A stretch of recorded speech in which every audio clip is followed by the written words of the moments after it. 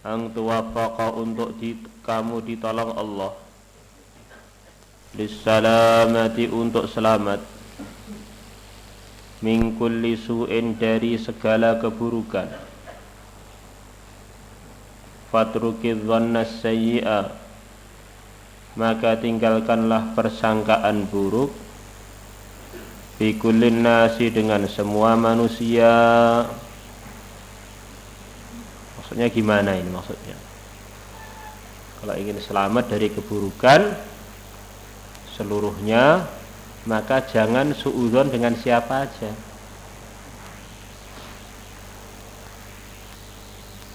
Wallahu a'lam. Di antara maksudnya termasuk tertibnya muasyarah, bergaul yang benar dengan orang-orang iman. Kita ini aslinya orang-orang iman itu adalah orang yang layak untuk dibaiki sangka. Al-aslu barokah. Aslinya orang-orang itu bersih dari segala tuduhan yang buruk, segala tanggungan. Aslinya begitu itu. Maka kalau terjadi satu hal yang menyebabkan kita bersangka, usahakan pertama kali nyangka ini adalah persangkaan yang baik. Kecuali hal-hal yang memang menurut agama itu melanggar, maka kita memang nggak boleh bersangka baik, karena ini sudah dimurkai Allah. Ada orang datang ke rumah kita tanpa izin masuk, kemudian tidur di kamar istri kita. Ini husnudzan ya, husnudzan ini. Ini husnudzan bukan pada tempatnya. Ada orang boncengkan anak perempuan kita, masya Allah suka ikram ini. Ini bukan pada tempatnya. Intinya asas yang muasyarah itu husnudzan. Aslinya begitu itu. Kecuali hal-hal yang memang nggak boleh dihusnudzani.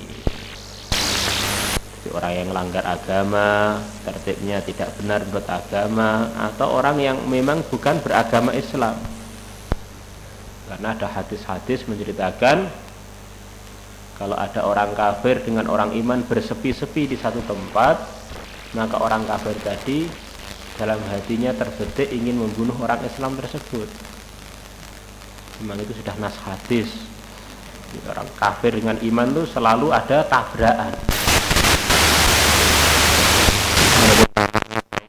Orang kafir ini tetap harus kita hati-hati dengan mereka. Mereka dengan Allah saja nggak takut, nggak beriman. Ini sudah puncaknya keburukan. Seluruh keburukan dikumpulkan jadi satu, tidak bisa menandingi keburukannya kekufuran.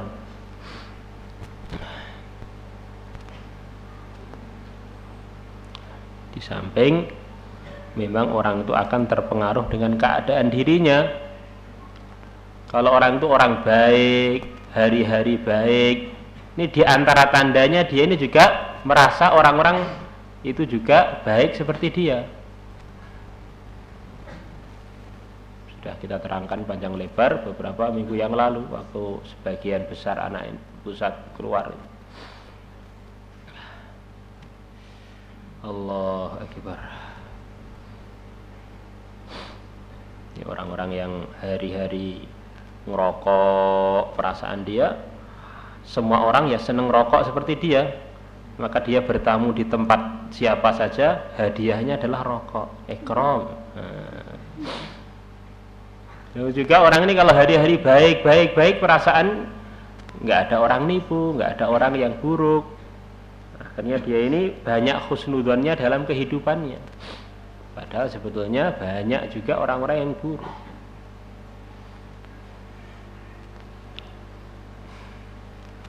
Wa in aradtal uzlata, bila kamu menginginkan uzlah.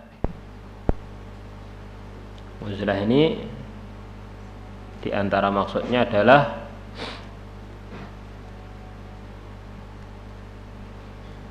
menghindarkan diri dari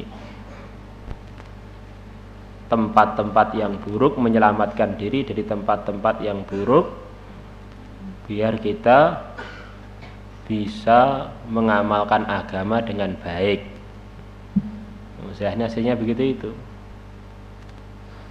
Seperti sejarah pertama kali berdirinya pesantren,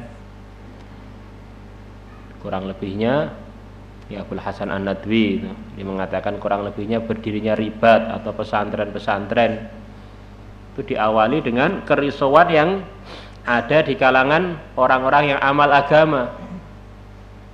Sekarang ini di mana-mana terjadi kemerosotan, terjadi kerusakan.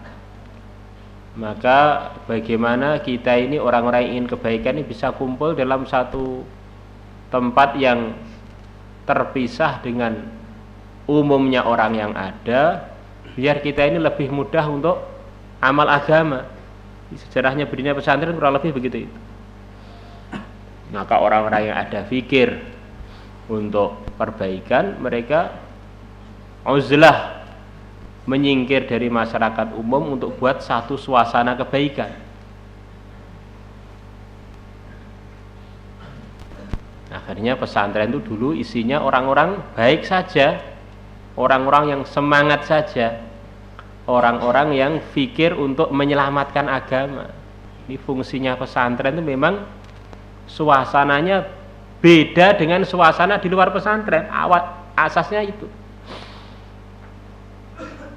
Isinya orang yang datang untuk amal, datang untuk menyelamatkan agamanya biar nggak terpengaruh dengan suasana-suasana di luar pesantren. Allah.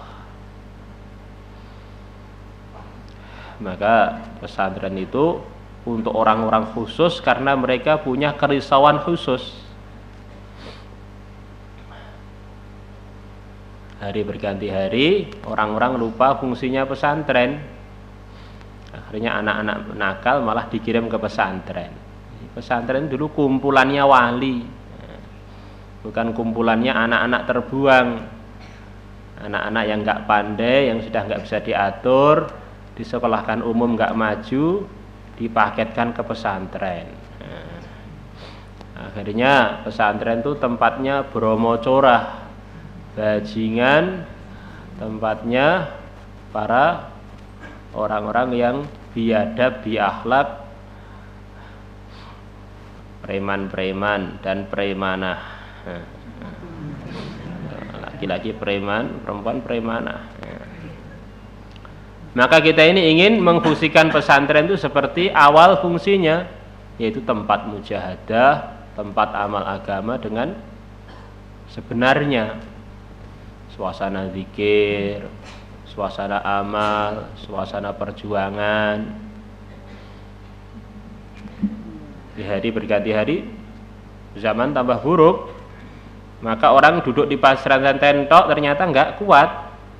Begitu pulang ke rumah terpengaruh lagi oleh suasana di rumah masing-masing, di kampung masing-masing. Maka perlu ada satu gerak yang menyebabkan orang itu bisa membawa suasana pesantren kemana saja dia berada. Maka perlunya gerak dakwah. Di mana saja akhirnya dia ini memperjuangkan suasana kebaikan. Sepertinya kumpul dengan masyarakat umum, tapi sebetulnya dia ini uzlah, punya acara sendiri. Orang-orang rame-rame fikir dunia, dia ngajak orang untuk fikir akhirat. Orang-orang ramai mengkosongkan masjid, dia meramaikan masjid. Orang-orang sibuk lalai, dia sibuk zikir. Nah, kalau orang ini bisa membawa suasana pesantren itu di mana saja dia berada dengan menghidupkan dakwah, akhirnya dia selamat. Istilahnya orang uzlah itu ada beberapa tipe. Ada al-khalwah fil jalwah. Sepertinya kumpul dengan banyak orang, tapi sebetulnya dia ini uzlah, punya acara sendiri yang tidak ikut-ikutan kerusakan yang ada. Karena kita lihat diri kita ini kalau di pesantren alhamdulillah lumayan baik. Tapi begitu kita keluar dari pesantren tidak ada membawa suasana pesantren itu, jadi kembali lagi ke suasananya masing-masing, keawamannya masing-masing. Wallahu a'lam. Fatruk, maka tinggalkanlah al-i'timadah, untuk bersandar alan nas, atas manusia. Ya, hakikatnya uzlah sebetulnya begitu itu. Kalau kamu ingin uzlah, maksudnya sejatinya menyingkir dari makhluk, maka hati kamu itu jangan ada tergantung pada selain Allah. Kemarin ada orang datang, Pak saya mau boyong. Kenapa boyong? Saya nggak kuat ujiannya di pondok. Nah kalau kamu pulang apa nggak diuji? Ya diuji juga, tapi kan ada yang bantu. Siapa yang bantu kamu? Ayah ibu saya. Udah berapa tahun di Al-Fatah, Le? 5 tahun. Waduh. Ini kalau ayah ibu kamu mati, nanti yang bantu kamu siapa? Langsung diam. Jadi kadang-kadang orang ini lama dalam kebaikan, tapi beliau ini belum merenungkan keyakinan yang benar kepada Allah itu bagaimana. Selama kita ini masih belum masuk surga, terus akan ada ujian. Dan yang bisa menyelesaikan ujian adalah yang datangkan ujian, hanya Allah saja. Orang tua mau mati, orang tua kan umurnya lebih tua dari kita. Kalau orang itu bergantung pada orang tuanya seharusnya malu, karena dia ini sudah lebih dekat kuburan dari kita. Biasanya gitu, lebih lemah dari kita. Wa tawakkal 'ala Allah, dan bersandarlah kamu 'ala Allah, atas Allah. Wa in aradta, bila kamu menginginkan, alla yamuta qalbuka, hati kamu tidak mati. Hati mati itu gimana? Di antara maksudnya hati yang jauh dari hidayah, akhirnya sulit menerima kebaikan, terkesan dengan kebaikan, sulit untuk diajak taat kepada Allah, itu hati mati.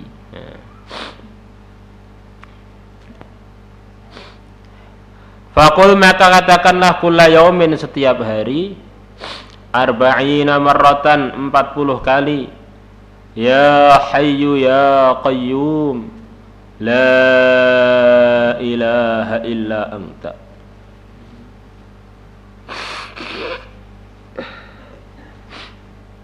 Ya hayyu, wahai zat yang hidup sejati. Ya qayyum, wahai zat yang maha mengatur. La ilaha illa, tidak ada yang hak disembah illa anta, melainkan engkau saja. Di amalan untuk menghidupkan hati itu banyak, di antaranya ini.